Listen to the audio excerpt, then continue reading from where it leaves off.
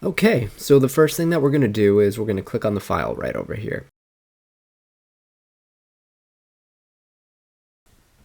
Once it loads up, you're going to get this message right over here. It just goes over a few of the instructions for the file. You can close that right out and just click the OK button. The next prompt that's going to appear is going to be what's going to allow us to actually add all of the books into this file alone. You're going to click on to get more, and then you're going to import additional materials, followed by clicking on the add file. Once you do that, you're going to click on the file that I have in the Discord that you can download. When you see this pop up right over here, you'll know that it worked. Now you can just click apply changes. Once you've done that, the character sheet is basically going to confirm what books and materials you actually want in the character creator. On the left-hand side is all of the excluded stuff, such as Unearthed Arcana, and on the right-hand side, you can see all of the source books, along with all of the modules. It's already set up the right way, so just click apply. The navigational bar will appear on the side. You can just close that right out. And now we'll just start filling in our information over here. I'll put my name over here, and I'll put my character's name right here. Now we can finally start getting into the meat of things. We're going to put what our class is, and you can just click this drop down right over here. I'm going to go with Rogue for now. Right next to that, we'll be able to pick our subclass, and I'm going to go with Arcane Trickster. Now I know we'll all be starting at level 1, but to actually show you what's going on, I'll go with level 3. After you've done that, click apply, and it'll take a couple seconds to actually register and load everything into the character creator. Eventually you'll get this prompt, which will show you all the changes that actually took place. This will happen a lot through it. You'll be able to click see changes, and in this area you can see what was there and what actually got changed right over here. Click OK, and then if the prompt is actually too big that you don't see the OK button, just click tab a couple of times and then click enter afterwards to close this out. Once that finishes loading up, you'll see a Patreon pop up. Just click OK, you can ignore that. Moving on to race, I'm going to select human, and I will pick the variant subtype of it so I can show you some more advanced features. After clicking OK, the next prompt that's going to appear is going to be asking for your languages based on the character that you picked, and you'll be able to just type it in right over here and then click OK. After all that registers, the prompt that shows what actually changed will appear again. You can see on the left-hand side what was and now what is with the new additions. Just click OK, and if you don't want this to keep popping up, you can click the little check mark in there for it to not appear. Now we're going to go click with a subclass, and let's go with Charlatan since we're a rogue after all. Some backgrounds have sub-backgrounds, so we'll just be able to click on one of those in this drop-down right over here. Now we can finally move on to our stats by clicking this button right over here. We'll be going with point buy, of course. You actually don't have to follow the standard array for the most part. If you want, the other option is 15, 14, 13, 10, and 10. And of course, you don't have to follow that either. You can just go with the regular standard array. Once everything's to your liking, just click apply. And as always, the changes dialog will appear. You can click to check if you want to see what actually changed. Then you can click OK and close that out. Scrolling down a bit, we can see that a lot of the document's been filled out. In this section over here, you can see your languages and your proficiencies. And moving over to this section over here, you can actually see all of your skills. You can see that some proficiencies have already been filled out. And if you hover over where a proficiency would be, you can actually see where they came from. Looking through these, I see that there's still a few more that I can actually fill in. So as a rogue, I'm going to pick stealth, perception, persuasion, and insight. Now there's still a few things that I can fill out, so I'm going to scroll down over here, and you can actually click on this class feature button over here to see what else is selectable. You can see that I have some expertises that I haven't selected, and all of the highlighted ones are the ones that I have proficiency with. I can click onto that twice, and each time that I click onto them, I'll be able to add the expertise to those skills. This section over here is more for the backgrounds and whatnot. It's up to you if you want to click on them and add a background that's already inside of the character sheet, or if you want to fill something in that's your own. Going back over to the class features, you can actually see that there's another section. This is just from another book. You can take a look at that, see if it's interesting, and if you want to use it, just give me a heads up. Looking right over here, we can see our racial traits, and of course there's one thing that we missed with our stats, but fortunately that's easy enough to change. We can go right back up, click to our abilities, and then we can actually put in the ability scores that we missed before. Click apply, and then we can see that we actually have a feat because we're a variant human.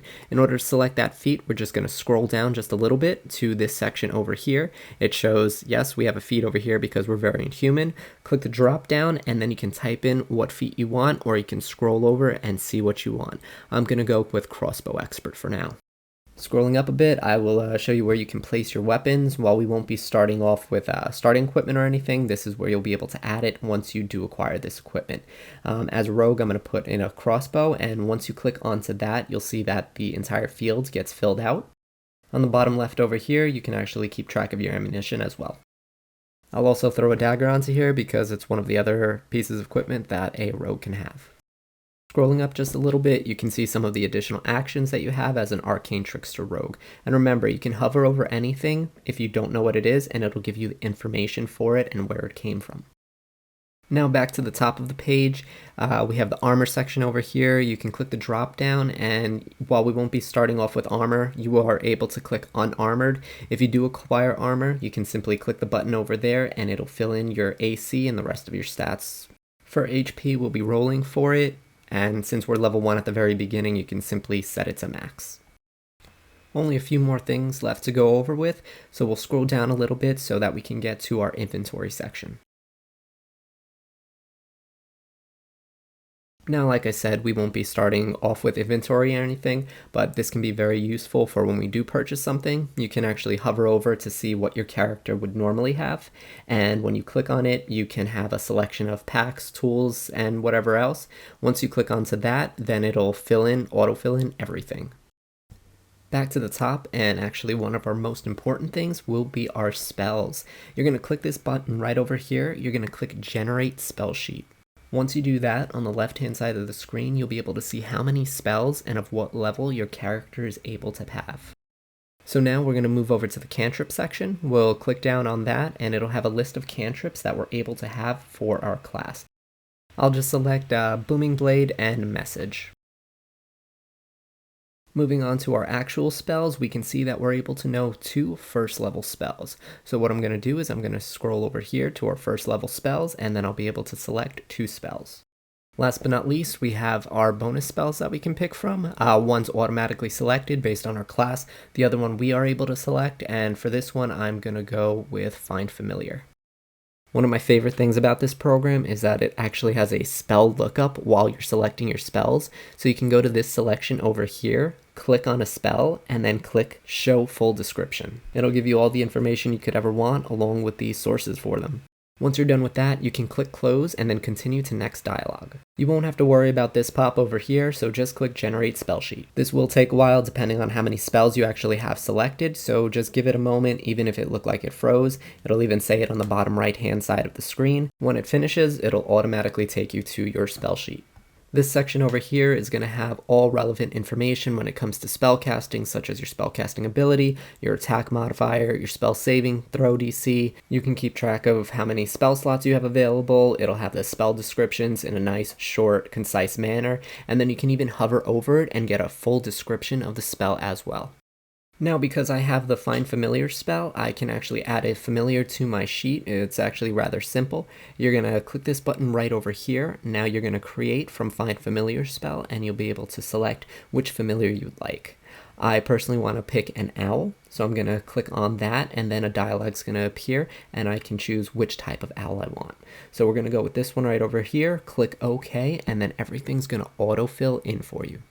Last but not least, we can give this little guy a name, and scrolling down you can see all the information for your familiar is filled in. Now I'm sure all druids are going to love this. You're actually able to click this button right over here and create a wild shape sheet. Once that's loaded up, you can click down right over here and select any creature you'd like to turn into. Clicking on that is going to autofill all of the details for you. It even includes what your stats would be so that you won't have to bounce back and forth between your main character sheet and what your current wild shape form is. You can even select multiple wild shapes and save them all on the same sheet so that you can print it out for later, no matter what you're going to turn into. And finally, when all of that's finished up, you can choose to either print this out or flatten this so that you can actually use it on your phone as well. You're simply going to click that button right over here. Once it's done its process and everything, you can save the file and then you can transfer it to your phone, either using Google Drive, your USB, or any other method that you have. I hope this gave you a general rundown for how to use this program. If you guys have any more questions, just let me know and I'll be more than happy to help.